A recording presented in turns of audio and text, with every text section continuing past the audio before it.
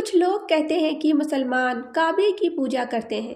کعبہ قبلہ ہے، وہ دشا جدھر مسلمان نماز کے سمے اپنے چہرے کا رخ کرتے ہیں۔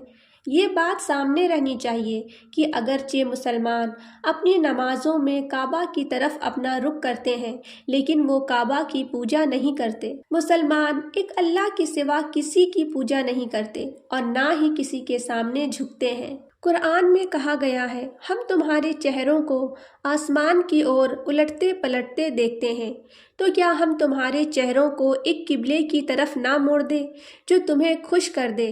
تمہیں چاہیے کہ تم جہاں کہیں بھی رہو، نماز کے وقت اپنے چہروں کو کعبہ شریف کی طرف موڑ لیا کرو۔ اسلام ایکتا کی بنیادوں کو مضبوط کرنے میں یقین کرتا ہے۔ نماز پڑھتے وقت یہ سمبھو تھا کہ کچھ لوگ اتر کی اور اپنا رخ کرتے اور کچھ دکشن کی اور۔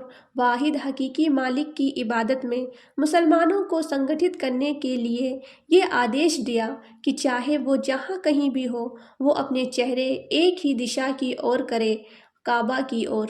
یدی کچھ مسلمان کعبہ کے پشچم میں رہتے ہیں تو انہیں پورب کی اور رخ کرنا ہوگا۔ اسی طرح اگر وہ کعبہ کے پورب میں رہ رہے ہوں تو انہیں پشچم کی دشا میں اپنے چہرے کا رخ کرنا ہوگا۔ کعبہ دنیا کے نقشہ کے ٹھیک درمیانی میں استھت ہے۔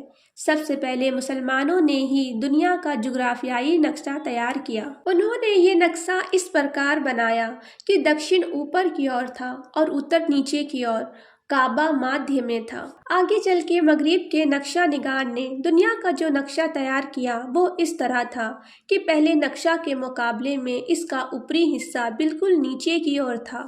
یہ ہے کہ اتر کی دشا اوپر کی اور دکشن کی دشا نیچے کی اور۔ اس کے باوجود کعبہ دنیا کے نقشے میں کیندری استھان پر ہی رہا۔ کعبہ کا طواف خدا کی وحدت کی علامت ہے۔ مسلمان جب مکہ میں موجود مسجد حرم جاتے ہیں تو وہ کعبہ کا طواف کرتے ہیں۔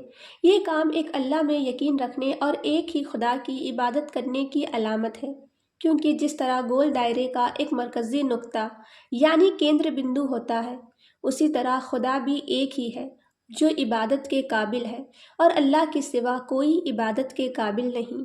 کعبہ میں لگے ہوئے حجر اسود سے جڑا دوسرے اسلامک حکمران حضرت عمر رضی اللہ تعالیٰ عنہ سے ایک بیان اسلامک اتہاس میں درج کیا ہے۔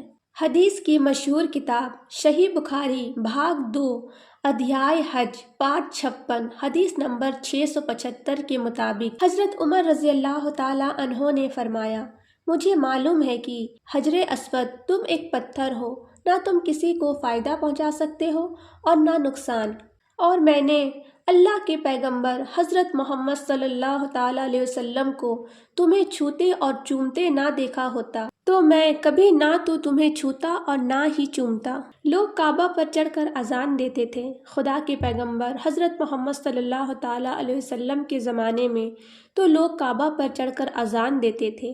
یہ بات اتہاس سے ثابت ہے۔ کوئی بھی مورتی پوجک مورتی پر چڑھ کر کھڑا نہیں ہوتا۔